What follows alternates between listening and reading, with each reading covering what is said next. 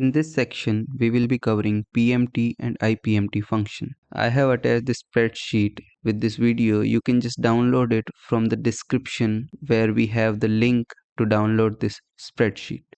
As you can see, we have some spreadsheets here, and if you were to go through with these spreadsheets, you may think there is too much work to do. But the reality is, we will be using autofill quite a lot to fill in these spreadsheets.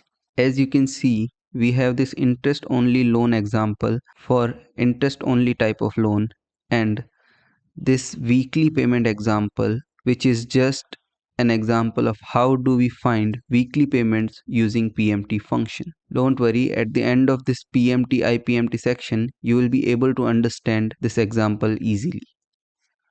So once you know how to write out PMT function, we will be covering IPMT function, and you will understand how to get the payments on daily basis, weekly basis, monthly basis, and yearly basis. So yeah, it looks like there is a lot going on, but it shouldn't take too long to cover all of it.